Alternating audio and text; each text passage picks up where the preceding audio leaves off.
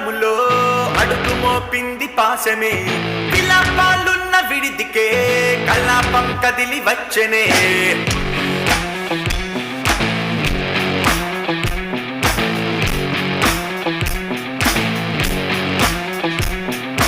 అలా వైకుంఠపురములో బంటుగా చేరే బంధమే అలై పొంగేటి కళ్ళలో గులాసా తీసుకొచ్చనే గొడుగు పట్టింది గగనమే కదిలి వస్తుంటే మేఘమే దిష్టి తీసింది దీవెనై గణకూష్మాండమే భుజము మార్చింది భువనమే పరుగు మోయంగ బంధమే స్వాగతించింది